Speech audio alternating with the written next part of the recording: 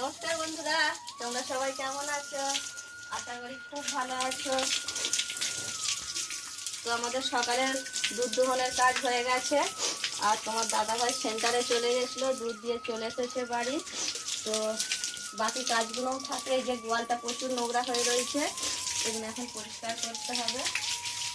আর তোমাদের কালকে একটা আমি ভিডিওতে বলেছিলাম যে রানীর শরীরটা কালকে খুবই খারাপ ছিল, পেট প্রচুর পরিমাণে ফুলে গেছিলো।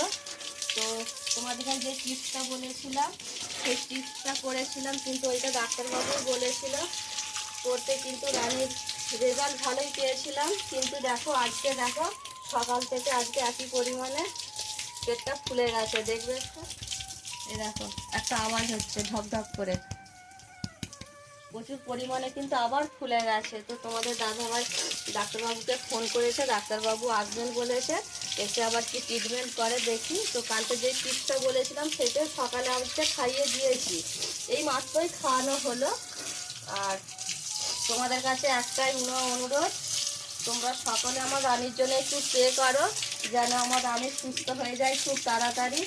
কেন বলো তো, ওরা অবলা জন্তু, তো ওরা কিছু বলতে পারে না, কিন্তু আমাদেরকে এই অনুভবটা করে নিতে হয়। তোমরা সকালে একটু প্রে করো আমার রানী যেন সুস্থ হয়ে যায়। রানী ধর, ভালো হয়ে যাবি না। কিছু খাবার দাবারও খায় না, দেখো একদম শুকনো খড় দিয়েছি তাও খাচ্ছে না। আস্তে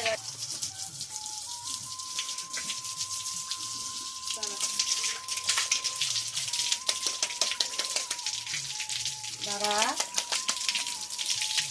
ভালো হয়ে যাবে রানী, ঠিক হয়ে যাবে শরীর।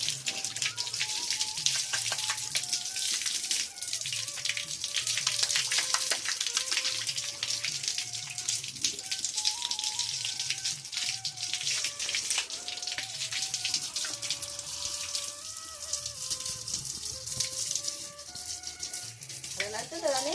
তারপরে ভালো লাগছে তো? আবার ওরকম করে দাঁড়া।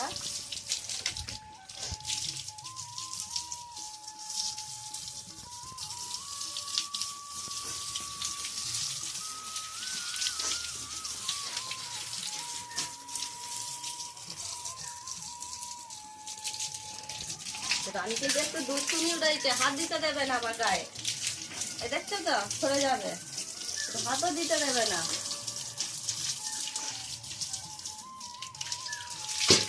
দাঁড়া রানী,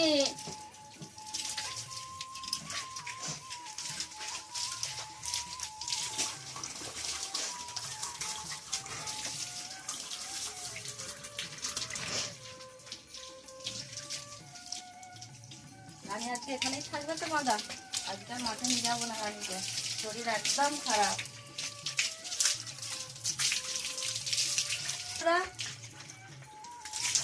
আজকে এখান পর্যন্তই, টাটা।